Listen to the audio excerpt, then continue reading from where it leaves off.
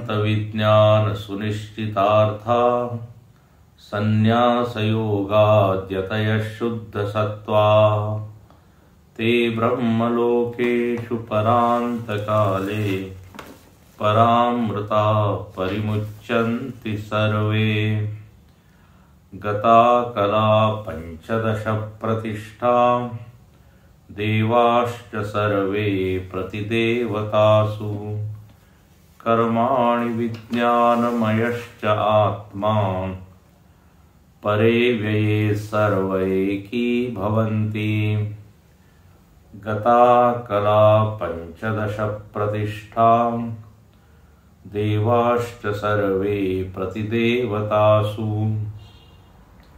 कर्माणि विज्ञानमयश्च आत्मा परे व्यये सर्वैकी भवन्ति।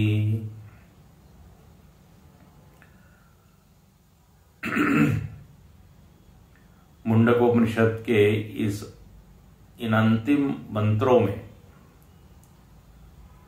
श्रुति माता यहाँ पर जीवन मुक्त पुरुष की जो विदेह मुक्ति की स्थिति है उसका वर्णन करती है।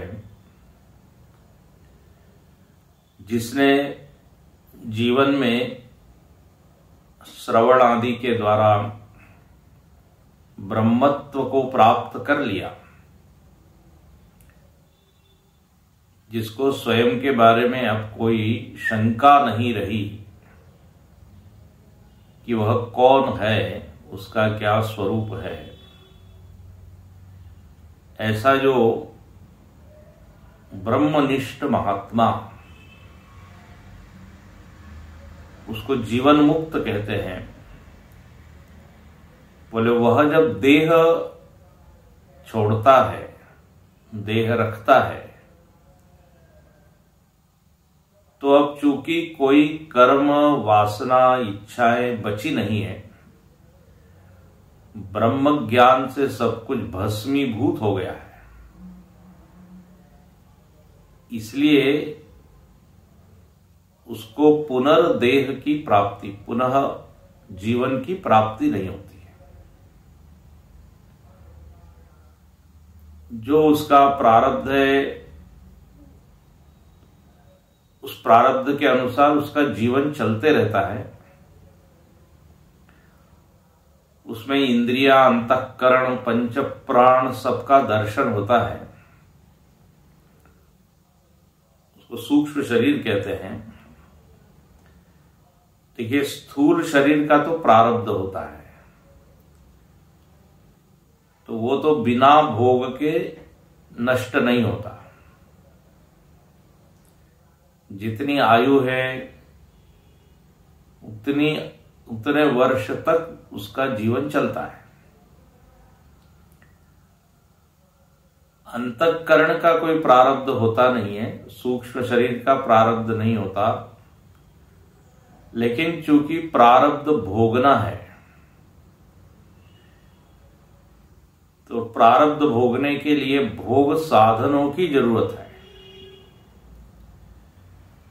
मन, बुद्धि, इंद्रिय इत्यादि की, तो वो सब उसमें दिखते हैं।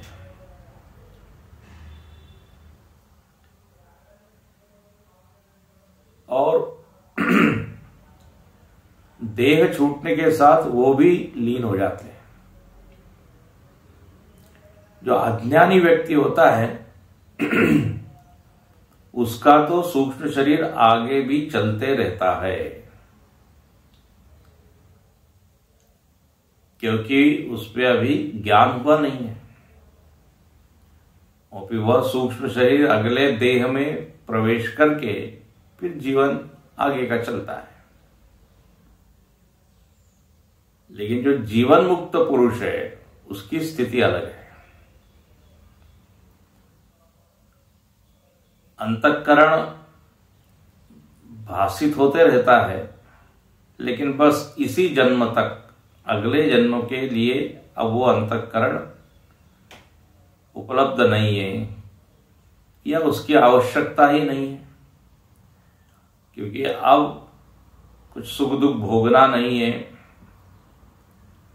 कोई इच्छाएं रही नहीं है, तो स्थूल देह के साथ सूक्ष्म देह भी क्या हो जाता है, विलीन हो जाता है। तो यहां पर इस मंत्र में जो अभी मंत्र पढ़ा हमने 7वां, उसमें लगभग यही बात कही कि जो ब्रह्मज्ञानी है वो जब देह को रखता है तो उसकी सब चीजें विलीन हो जाती है, अब कुछ बचता नहीं। तो यहां लिखते हैं गता कला 15 प्रतिष्ठा। बोले जो कलाएं हैं उसकी 15 कलाएं, वो 15 कलाएं अपने अपने आश्रय में चली जाती है, अपने अपने आधार में चली जाती है 15 कलाएं। गता कला 15 प्रतिष्ठा। प्रतिष्ठा मतलब वो प्रतिष्ठित हो जाती है अपने अपने मूल रूप में। कौन? तो कहा 15 कलाएं। और देवाश्च सर्वे प्रतिदेवतासु, ये विदेह मुक्ति का वर्णन हो रहा है। बोले सारे उसके देवता वो अपने अपने अधिष्ठाता देव में लीन हो जाते हैं। प्रतिदेवतासु, अपने अपने मूल रूप में चले जाते हैं। तीसरी घटना क्या हुई? कर्माणि, जो कर्म है वो भी सारे समाप्त हो जाते हैं। संचित कर्म, आगामी कर्म, वो भी सारे समाप्त हो जाते हैं। प्रारब्ध चलते रहता है, जैसे अभी कहा, जब तक उसका भोग नहीं होता। और विज्ञानमयश्च आत्मा, जो विज्ञानमय आत्मा है वह भी लीन हो जाता है। विज्ञानमय आत्मा मतलब क्या? तो विज्ञानमय आत्मा मतलब जीवत्व, जो जीव भाव है वो जीव भाव उसका परे अव्यये सर्व एकी भवन्ति, वो परम आत्मा में, शुद्ध आत्मा में वो भी विलीन हो जाता है। जीवत्व समाप्त। जीवत्व मतलब इंडिविजुअलिटी, वैयक्तिकता, जो अपने आप को वो एक अलग मान रहा था, मैं जीव हूं, ये जीव भाव उसका समाप्त हो जाता है। ध्यान रखना, जो अज्ञानी होता है उसका जीव भाव समाप्त नहीं होता, वो तो फिर जन्म लेता है।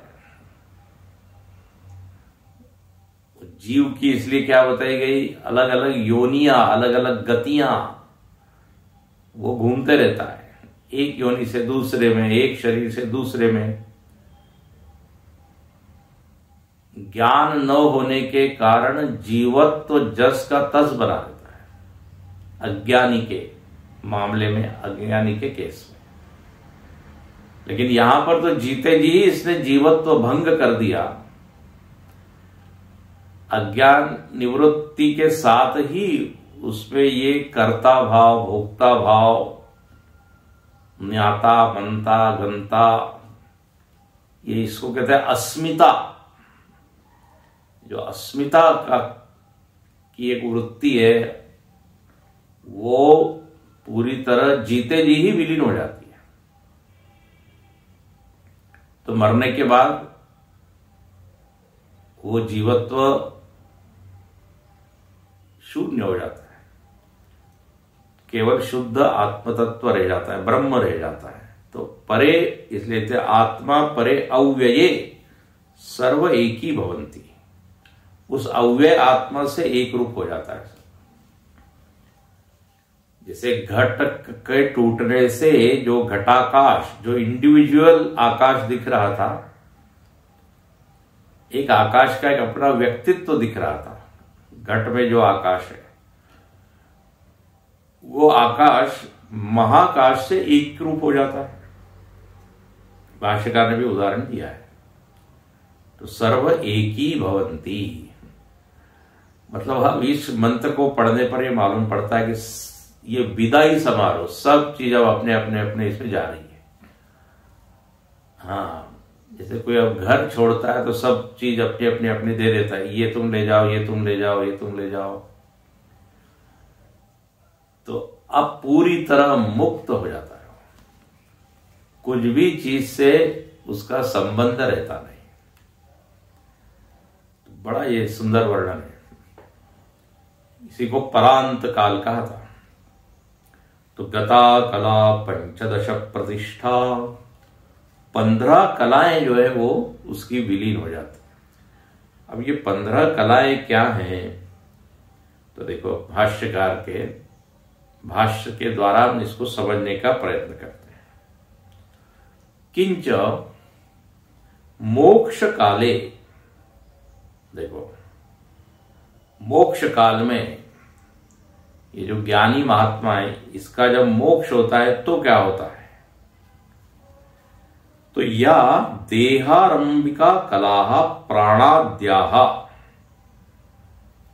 बोले जिससे देह आरंभ होता है ऐसी 15 कलाएं हैं। उन 15 कलाएं, वो जो 15 कलाएं हैं, प्राणाद्याह, प्राण आदि, क्या 15 कलाएं अभी हम देखेंगे। उसमें से एक है प्राण। तो प्राणाद्याह, प्राणादि जो 15 कलाएं हैं, प्रतिष्ठा, उनकी प्रतिष्ठा होती है। मतलब स्वाम स्वाम प्रतिष्ठां गताः, स्वम स्वम कारणं गताः भवन्ति इत्यर्थ। वो अपने अपने कारण में क्या हो जाती है? विलीन हो जाती है, अपने अपने घर में चले जाती है। जैसे कोई 15 लोग इकट्ठे हुए हैं, कार्यक्रम पूरा हुआ तो 15 लोग अपने अपने घर में वापस चले गए। तो इसी तरह अपने अपने कारण में ये 15 कलाएं चली जाती है।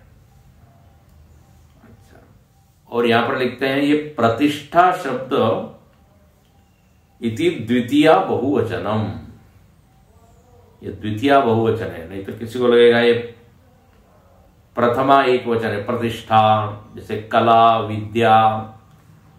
तो नहीं, ये द्वितीया बहुवचन है। अपनी अपने आधार में, अपने अपने कारण में, ये बहुवचन है ना, 15 कलाएं बहुवचन।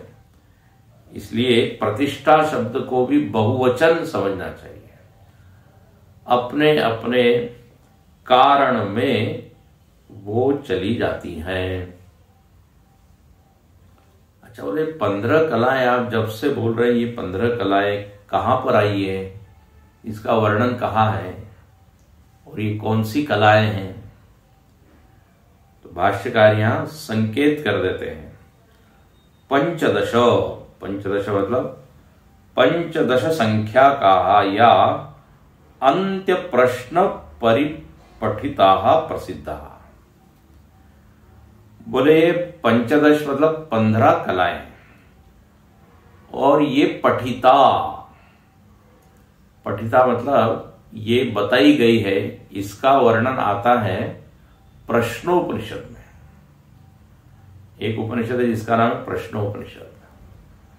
उस प्रश्नोपनिषद में एक शिष्य ने पूछा है कि 16 कलाएं क्या होती है? 16 कला वाला पुरुष कौन है? उसका वर्णन कीजिए। प्रश्नोपनिषद में 6 शिष्य है और 6 शिष्यों ने 6 प्रश्न किए हैं। तो उसमें अंतिम जो प्रश्न है वो ये 16 कला से संबंधित प्रश्न है। तो उसमें मैं आपको पढ़ के सुना सकता हूं। वो पूछता है कि षोडश कलम भारद्वाज पुरुषम वेत्थो। सुकेशा नाम का एक शिष्य वो पूछता है 16 कलाओं वाला पुरुष आप बताइए। तो वहां 16 कलाएं बताई गई।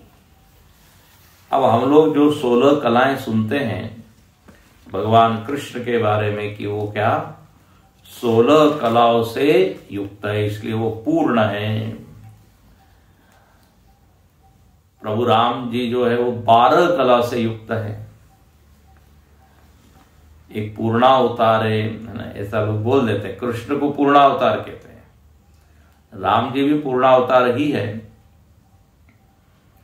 क्योंकि राम जी सूर्य वंश में पैदा हुए, उनका अवतार सूर्य वंश में हुआ और सूर्य की 12 कलाएं होती है, तो 12 कलाओं से वो युक्त है, तो इसलिए वो पूर्ण है।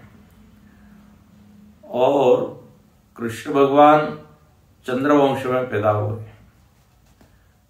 तो चंद्र की 16 कलाएं हैं, इसलिए कृष्ण भगवान की 16 कलाएं हैं, तो दोनों ही पूर्ण होता है।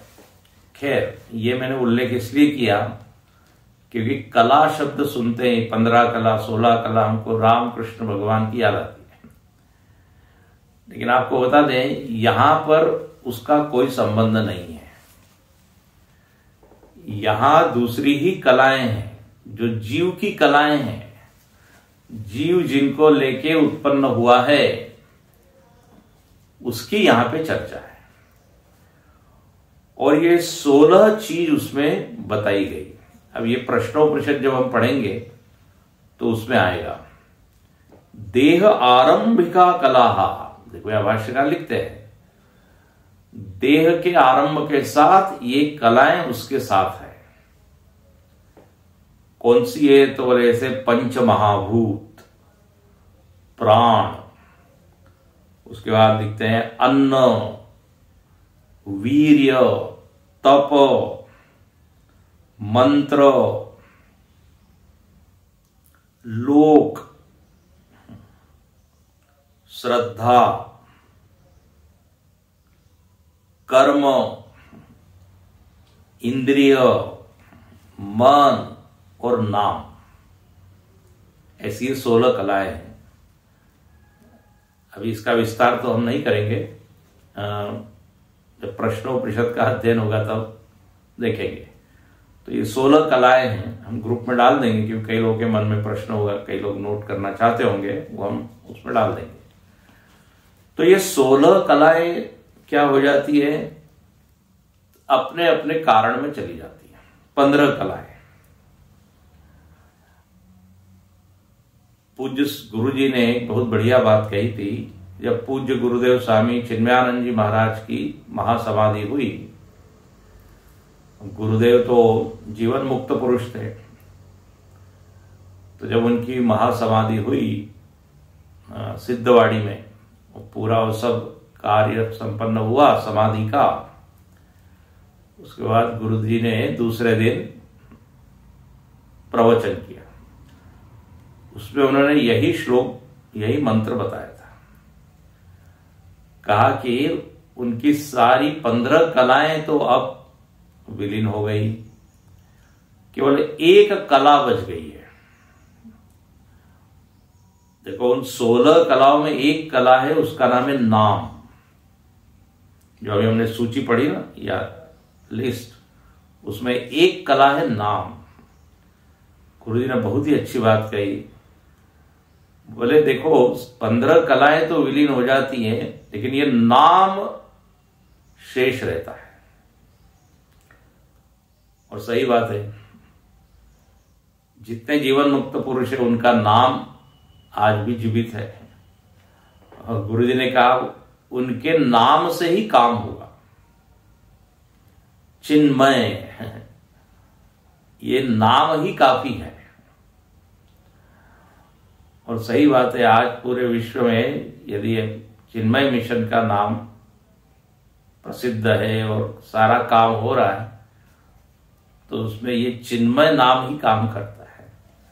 लोग बोलते हैं अच्छा चिन्मय से आए हैं वो आप। गांव में पूरा चिन्मय मिशन नहीं बोलते, चिन्मय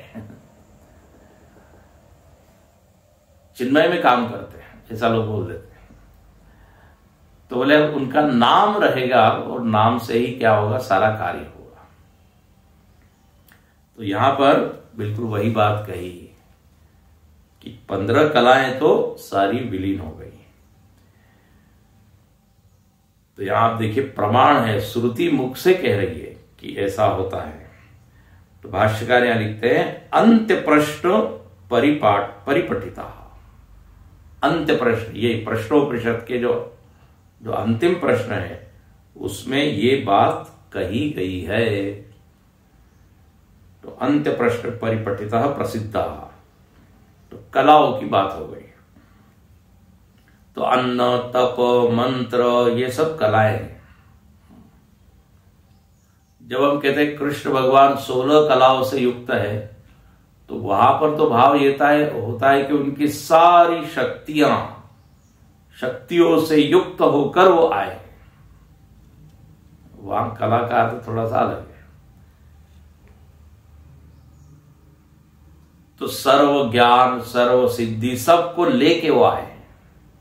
तो षोडश कला, यहां पर ये अलग कला है। अच्छा, इसके बाद कहते हैं देवाश्च सर्वे प्रतिदेवतासु। इसके बाद कहा देवाहा। देवा का अर्थ करते हैं देहाश्रयाश्च चक्षुरादि करणस्थाः। अब वेदांत में ये कहा गया कि देह में सारी इंद्रियां हैं और एक एक इंद्रियों में एक एक अनुग्राहक देवता बैठा हुआ है। करणस्थ, कर्ण में कौन स्थित है, तो बोले देवता लोग। तत्वबोध आप पढ़िए तो उसमें वर्णन है चक्षुषः सूर्य। नेत्र में कौन है, तो बोले सूर्य। वाचो देवता वन्नी, वाणी की देवता कौन है, तो कहते अग्नि। मनसो देवता चंद्रमा। तो ऐसे सारे देवताओं का वर्णन है। ये मानो कि एक एक इंद्रिय में बैठे हैं, या ऐसा समझिए एक एक इंद्रियों पर कृपा कर रहे हैं, तभी ये इंद्रिया सफलतापूर्वक काम कर पाती है।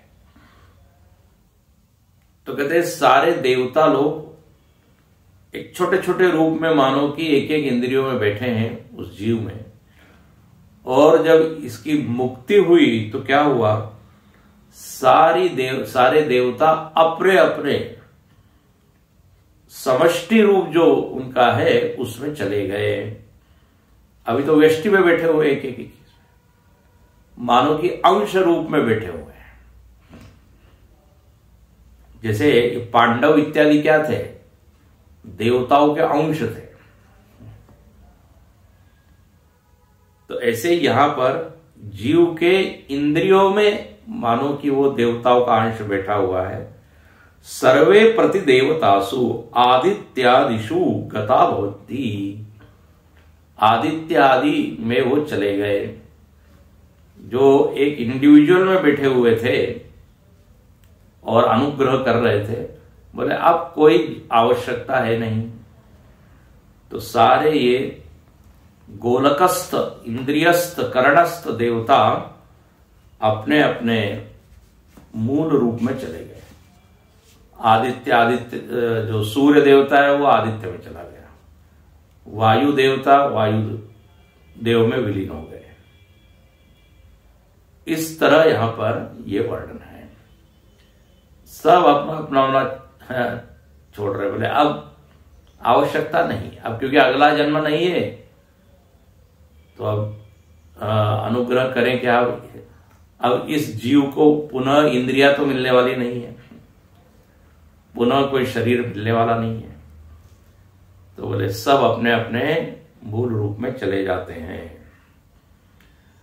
अब कहते हैं तीसरी चीज, 2 हो गया, कला और देवता की बात हो गई। अब कहते हैं कर्माणि, कर्म का क्या होता है, कर्मों का। तो लिखते हैं यानि च मुमुक्षुणा कृतानि कर्माणि अप्रवृत्त फलानि प्रवृत्त फलानाम उपभोगे नैव क्षीयमाणत्वात्। बोले अब ये जो मुमुक्षु है, जो मुक्त बना, जो जीवन मुक्त बना, उसके द्वारा कर्म हो रहे हैं। हाँ, अब कौन से कर्म हो रहे हैं, तो बोले अभी के वर्तमान में कर्माणि अप्रवृत्त फलानि और प्रवृत्त फलानाम उपभोगे नैव क्षीयमाणम्। पिछले जन्म के जो भी कर्म का उसका अकाउंट था, कर्म जितने कर्म बचे हुए थे उसके अनुसार वो अब ये जी रहा है। और अब वो कर्म खत्म हो जाएंगे भोग के द्वारा। भोगे नैव क्षीयमाणत्वात्, मतलब यहां पे सीधी बात है, प्रारब्ध की बात की जा रही है। जो प्रवृत्त हो चुके हैं फल देने के लिए, अब शरीर है, परिस्थिति है, अब उसके शरीर में रोग भी हो रहा है, मान अपमान सम्मान निंदा स्तुति उसके प्रारब्ध के अनुसार उसको मिल रहा है।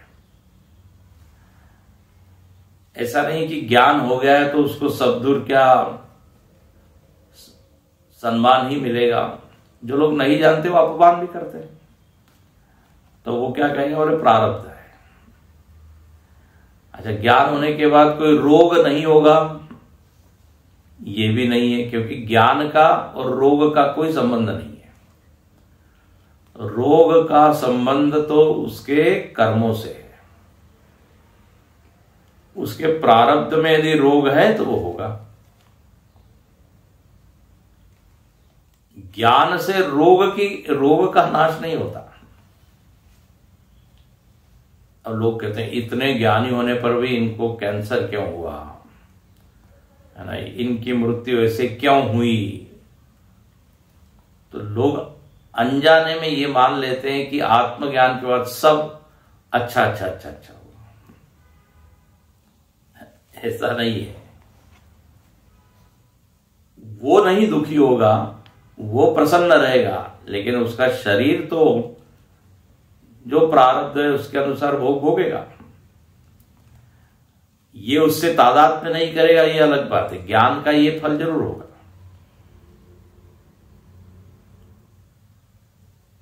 वो दुखी नहीं होगा बहुत ज्यादा, क्योंकि उसकी कोई उसमें अटैचमेंट नहीं है। लेकिन रोग होगा ही नहीं, दुख होगा ही नहीं शरीर में, ऐसा नहीं होगा। तो वो प्रारब्धानुसार भोग के उसको क्या कर देता है, क्षीण कर देता है। तो ये तो हो गई कर्मों की स्थिति। और अब लिखते हैं जो विज्ञानमय है। विज्ञानमय का क्या होता है, विज्ञानमय मतलब जो जीव भाव आया हुआ है। अब ये बहुत अच्छा वर्ण है। विज्ञानमयश्च आत्मा अविद्याकृत बुद्ध्यादि उपाधिम आत्मत्वेन मत्वा। अब देखो एक जीवत्व का यहां वर्णन किया जा रहा है कि जीवत्व आता कैसे है। फिर यहां बताएंगे कि वो जीवत्व समाप्त हो जाता है। मतलब जीव भाव आया कैसे, तो बोले अविद्या के द्वारा, ध्यान से सुनना, अविद्याकृत बुद्ध्यादि उपाधि। बोले हम लोग के पास उपाधियां हैं, बुद्ध्यादि, सूक्ष्म शरीर है, इंद्रियां हैं, प्राण है, इन सबको क्या बोलते हैं, उपाधि। बुद्ध्यादि, आदि पद से सब ले लीजिए, मन है और इंद्रिया इत्यादि, प्राण, तो इन उपाधियों में क्या हो गया है। अच्छा, ये उपाधियां कैसे आई, तो अविद्याकृत, अविद्या के कारण ये उपाधियों का अस्तित्व है। ये उपाधियां मिलती रहेगी जब तक हमारे जीवन में अविद्या रहेगी। तो अविद्याकृत, ये अविद्या को एक कारण शरीर भी कहते हैं। कारण शरीर क्यों कहते हैं, क्योंकि वो कारण है। सारे उपाधियों का जन्म स्थान क्या है, जन्म का हेतु ये अविद्या, इसलिए अविद्या का नाम हुआ कारण शरीर। तो अविद्याकृत बुद्धि आदि उपाधि, इसमें क्या हो गया, आत्मत्वेन मत्वा, बस गड़बड़ यही हो गई, जीवत्व यहीं से आया। इन उपाधियों में आत्म बुद्धि हो गई, इन उपाधियों के साथ एक तादात्म्य हो गया। ये आत्मा ने क्या किया, उपाधियों के साथ तादात्म्य कर लिया और बन गया जीव। अब इसको वेदांत में कहते हैं अध्यास। क्या शब्द है, अध्यास। अध्यास का अर्थ होता है एक का दूसरे पर आरोप हो जाना। अब अध्यास, अधि आस, आस मतलब बैठ जाना, एक के ऊपर दूसरे को बिठा दिया, ये अध्यास। तो अध्यास दो प्रकार के हैं, एक होता है धर्माध्यास और एक होता है धर्मी अध्यास। धर्माध्यास मतलब एक के धर्म दूसरे पर आरोपित कर देना। जैसे अब प्रसिद्ध उदाहरण, शास्त्रों में बार बार वही उदाहरण आता है, तो वही हम लेते हैं। स्फटिक का शिवलिंग है। अब यही उदाहरण भाष्यकार यहां तो नहीं देते, लेकिन अन्य जगह देते हैं। क्रिस्टल का जो क्या है, शिवलिंग है, बिल्कुल कलरलेस, रंगहीन। अब उसके ऊपर यदि जपा कुसुम, लाल पुष्प आपने रख दिया, तो लाल पुष्प क्या है, उपाधि। लाल पुष्प क्या बोलेंगे, उपाधि। अब ये लाल पुष्प का जो धर्म है, लाल रंग, ये जो लाल रंग है वो अब किस पर आ गया, स्फटिक पर। और स्फटिक पर लाल रंग आने से अब लाल सा वो दिखाई देने लगा। बोले देखो लाल शिवलिंग है, तो क्या हो गया, धर्म का आरोप कर दिया। लाल धर्म है पुष्प का और दिख कहां रहा है, शिवलिंग पर। तो एक को दूसरे पे आपने रख दिया ना। तो ऐसे यहां लिखते हैं, बुद्ध्यादि उपाधि के धर्म आत्मा में डाल दिए, इसको कहते हैं धर्माध्यास। इंद्रियों का जो धर्म है वो आत्मा में डाल दिया। तो इंद्रिय का धर्म है देखना ना, आंख का धर्म देखना, लेकिन अब मैं कहता हूं अहम दृष्टा। कान का धर्म है सुनना, लेकिन अब कहते हैं कि मैं श्रोता। बुद्धि का धर्म है विचार करना, लेकिन अब मैं कहता हूं मैं विचारशील हूं, मैं विचारक हूं। शरीर का धर्म है मरना, लेकिन अब मैं कहता हूं मैं मरूंगा। तो इसको कहेंगे धर्माध्यास। बस जिसमें ये धर्माध्यास हो गया है उसी को आप बोलेंगे ये जीव है। अच्छा, दूसरा होता है धर्मी अध्यास। धर्मी अध्यास मतलब, धर्मी मतलब जो धर्म का स्वामी है, जो धर्म को ओन करता है, उसको बोलते धर्मी। तो धर्मी अध्यास में क्या होता है, हम पूरी तरह भूल गए कि हम आत्मा है।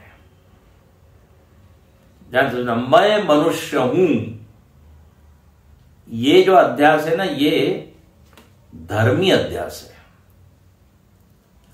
जहां पर मैं चेतन हूं, मैं सच्चिदानंद हूं, इसका पूरी तरह विस्मरण, वो गायब ही हो गया। मैं मनुष्य हूं, मैं पुरुष हूं, ये हो गया धर्मी अध्यास। और मैं सुंदर हूं, मैं कुरूप हूं, मरने वाला हूं, श्रोता हूं, मनता हूं, ये धर्माध्यास। जब इंद्रिय और मन के धर्म हम अपने पर आरोपित कर लेते हैं तो उसको कहते हैं धर्माध्यास। और जब अपने मूल रूप को ही हम भूल जाते हैं तो उसको बोलते हैं धर्मी अध्यास।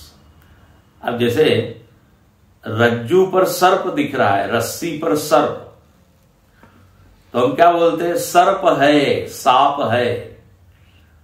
रस्सी का पूरी तरह क्या हो गया है, विस्मरण, उसका भान ही नहीं है, तो वो धर्मी ही गायब हो गया है।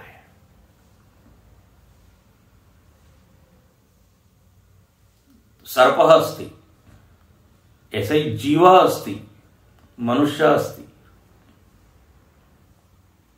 तो ये दोनों अध्यास जब तक रहते हैं, बोले तब तक तो जन्म मरण चलते रहता है।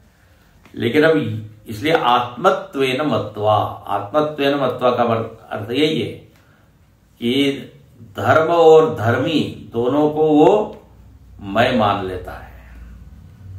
और सारे धर्म मेरे हैं और मैं इन सारे धर्मों को ओन करता हूं, मैं मनुष्य हूं, पुरुष हूं इत्यादि।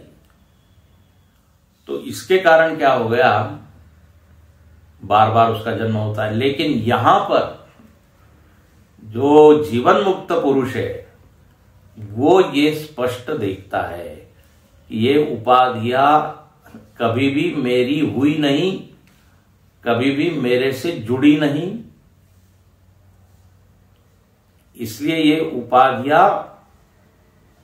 उपाधियों से मैं असंग हूं। उपाधियों का उपयोग करता है लेकिन उपाधियों को कभी भी मैं नहीं मानता। तो यहां पर उसी का वर्णन है कि विज्ञानमय आत्मा विलीन हो जाता है, मतलब धर्माध्यास, धर्मीध्यास उसका समाप्त हो जाता है। उसी को एक शब्द में बोल देते हैं, जीवत्व उसका विलीन हो जाता है। भाष्यकार यहां पे उदाहरण देके इसी बात को समझाते हैं। तो बुद्ध्यादि उपाधिम आत्मत्वेन मत्वा जलादिषु सूर्यादि प्रतिबिंबवत इह प्रविष्ट देह भेदेशु। अब यह उदाहरण देते हैं जो अभी हमने बताया। उदाहरण, सूर्य है, सूर्य वो जल में क्या हो गया, प्रविष्ट हो गया। अब जैसे ही सूर्य जल में प्रतिबिंबित हुआ तो वहां पर एक सूर्य का नया रूप आ गया। सूर्य ने पानी से तादात्म्य किया, ध्यान से सुनना, सूर्य ने पानी से तादात्म्य किया तो जो एक दैदीप्यमान सूर्य एक था, वो जितने घट में पानी रखा हुआ है उतने प्रतिबिंबों के रूप में वो दिखने लगा। और वो जो सूर्य है तो कहां, ऊपर, लेकिन अब आ गया कहां, नीचे। ये क्यों हुआ? तो बोले इसने पानी की उपाधि से तादात्म्य कर लिया। अब ये समझाने के लिए, सूर्य ने कोई तादात्म्य किया नहीं, लेकिन वो जो प्रतिबिंब दिख रहा है वो क्यों दिख रहा है? क्योंकि सूर्य को हम पानी के साथ जोड़कर देख रहे हैं। अब इसको शास्त्रीय भाषा में कहेंगे, सूर्य जो है वो उपहित है और उपाधि क्या है, पानी है। तो ये उपहित का उपाधि के साथ तादात्म्य हो गया। सूर्य के साथ मतलब सूर्य को जहां देखना चाहिए, जैसा देखना चाहिए वैसा न देख के हम गलत जगह देख रहे हैं। तो अब वो क्या है, प्रतिबिंब के रूप में दिखने लगा। और अब हुआ ये कि जैसा पानी होगा वैसा वो सूर्य दिख रहा है। पानी यदि हिल रहा है तो सूर्य हिल रहा है, पानी यदि मलिन है तो सूर्य मलिन है। बस इसी को दृष्टांत में हम क्या बोलेंगे, जो शुद्ध आत्मा था वो अब जीव बन गया, और अब जैसे उपाधियों के धर्म है तद अनुसार वो जीव का अनुभव हो रहा है। जीव बिल्कुल कर्ता भोक्ता नहीं था ना, आत्मा कर्ता भोक्ता नहीं था, लेकिन उपाधियों के चलते उसमें ये नई चीज आ गई। आत्मा को मान लिया हमने कर्ता भोक्ता गंता श्रोता, जैसे उस सूर्य को हमने हिलने वाला चलने वाला, नीचे उतर गया ये हम बोलते हैं, नीचे है देखो सूर्य। तो यहां पर लिखते हैं सूर्य की जगह आप आत्मा को रखिए, प्रतिबिंब के जगह विज्ञानमय को रखिए या जीव को रखिए। तो जैसे सूर्य उस जल में प्रविष्ट कर गया और प्रतिबिंब को प्राप्त हो गया, ऐसे ही आत्मा उपाधियों में प्रविष्ट होकर जीवत्व भाव को प्राप्त हो गया। और यहां लिखते हैं देह भेदेशु कर्मणाम तत्फलार्थत्वा। अब कितने प्रतिबिंब है, तो बोले भाई जितने घट है, घट में पानी रखा है। अब इतने क्यों प्रतिबिंब है, क्योंकि सब उपाधियां अलग अलग हैं। 10 घट है, 10 तरह का पानी है, तो 10 तरह के प्रतिबिंब हो गए। ऐसे ही अलग अलग देह क्यों है, बोले क्योंकि अलग अलग जीव है, सबके अपने अपने कर्म हैं, तो उन कर्मों के अनुसार सबको अलग अलग उपाधियां मिली हुई है। देह भेदेशु कर्मणाम तत्फलार्थत्वात्, उन कर्मों के फल भोगने के लिए, फलार्थत्वात् फल भोगने के लिए सब जीवों को अलग अलग शरीर मन बुद्धि इंद्रिय प्राण सब मिला हुआ है। इसलिए जीव अनेक हो गए, ध्यान रखना, जीव अनेक हो गए क्योंकि कर्म अनेक है, और जिसका जैसा कर्म फिर वैसी उसकी उपाधि। अब यहां पर जिसकी चर्चा की जा रही है वो जीवन मुक्त पुरुष, उसने चूंकि इन उपाधियों से जो तादात्म्य है वो तोड़ दिया है। अध्यास उसका भास रहा है, लेकिन उसको मालूम है कि ये अध्यास है, ये सत्य नहीं है। जैसे वो पुष्प शिवलिंग पर रखा हुआ है, लेकिन हमको मालूम है कि वो शिवलिंग कभी भी लाल हुआ नहीं है, भास रहा है, दिख रहा है। हाँ, जो अज्ञानी व्यक्ति वो कहेगा अरे देखो देखो लाल हो गया, लेकिन जिसको मालूम है, देखते हुए भी उसको मालूम है कि ये वैसा नहीं हुआ है। तो जीवन मुक्त पुरुष को ये ज्ञान है, इसलिए वो जो जीवत्व है वो भासमान है, लेकिन उसमें कोई सत्य बुद्धि उसकी है नहीं। तो वो विज्ञानमय मतलब वो जीव वो आत्मा में विलीन हो जाता है। देह को छोड़ने के बाद अब उसकी वो जो इंडिविजुअलिटी है, वैयक्तिकता है, वो सब खत्म हो जाती है। उसी को लिखते हैं विज्ञानमय परे आत्मा एक ही भवंती। अच्छा, बोले अब ये जीव को आप बार बार विज्ञानमय क्यों बोल रहे हो? विज्ञानमय आत्मा, हमने तो सुना है विज्ञानमय कोश होता है, यहां कोश का अर्थ नहीं है, यहां जीव को ही क्या बोला है, विज्ञानमय बोला है। क्यों? तो कहते हैं अतो विज्ञानमय विज्ञान प्रायः, ये प्राय इसमें क्या है, विज्ञान है, ज्ञान है। जीव में ज्ञान है ना, इसलिए उसको क्या बोल दिया विज्ञानमय। जीव तो ज्ञान प्रधान है, हम लोगों के पास बुद्धि है, विचार है, तो यहां पर जीव को इसलिए विज्ञानमय बोल दिया।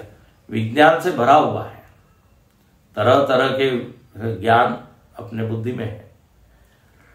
तो ऐसा ये विज्ञानमय जीवात्मा परे आत्मा एकी भवंती, उस आत्म तत्व से, शुद्ध आत्म तत्व से एक रूप हो जाता है, विलीन कर लेता है अपने जीवत्व को। और अब बहुत ही अच्छा ये वाक्य है, इसको हम कल देखेंगे, इसको मैं केवल पढ़ लेता हूं।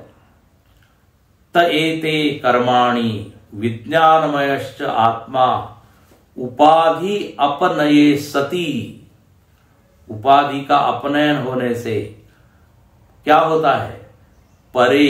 अब परे के ऊपर इतना लंबा भाष्य लिखा है, परे अव्यये अनंते अक्षये ब्रह्मणि आकाश कल्पे अजय अजरे अमृते अभये अपूर्वे अनपरे अनंतरे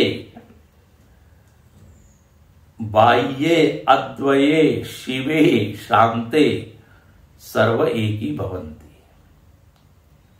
अविशेषताम गच्छन्ति। वे बहुत ही सुंदर वाक्य है। उसका जीवत्व भंग होता है तो क्या शून्य में विलीन होता है? बोले नहीं, वह इस शिव शांतम, शांतम शिवम अद्वैतम, इससे वो एक रूप हो जाता है। एक ही भवंती लिखा ना, एक ही भवंती। अब मैं जो बार बार बोल रहा हूं एक रूप हो जाता है, उसका मतलब ये नहीं कि वो जीव उस शिव में जाके विलीन हो जाता है, बल्कि भाव ये है जीव का जो असली रूप है, ये पूरा असली रूप बताया है, कल हम देखेंगे। अजय अजरे अमृते अभय इत्यादि, ये जो उसका मूल रूप है उसमें वो प्रतिष्ठित हो जाता है। और अविशेषता गच्छन्ति, अविशेषता मतलब जो विशेष विशेष दिख रहा था, जिसको हम एक व्यक्ति मान रहे थे, एक जीव मान रहे थे, जिसको हम कह रहे थे ये ज्ञानी है, महात्मा है, संत है ना, इसका चरित्र ऐसा है, इसका व्यक्तित्व ऐसा है, वो जो इंडिविजुअलिटी थी उसी को विशेषता एक ही भवंती, वो सारी विशेषता विलीन हो गई। जैसे घट में स्थित जो प्रतिबिंब है पानी में, पानी यदि हटा दिया जाए तो वो प्रतिबिंब कहां चला गया? बिंब में। बिंब से अब वो अलग नहीं रहा, जो उसका एक अलग व्यक्तित्व था, हाँ, वो प्रतिबिंब का अलग उसका चरित्र था, वो सब क्या हो गया? समाप्त हो गया। तो यहां पर उसी उदाहरण को लेके भाष्यकार ने इसको समझाया है, जलादि आधार अपनय इव सूर्यादि प्रतिबिंबा। जल आधार का अपनय हो गया, पानी को हटा दिया तो वो प्रतिबिंब वापस अपने पूर्ण रूप में भासने लगा, सूर्य रूप में। इसी तरह ये जीव जो अपने आप को अलग मान रहा था शुद्ध आत्मा से, वो उस आत्मा से एक रूप हो गया।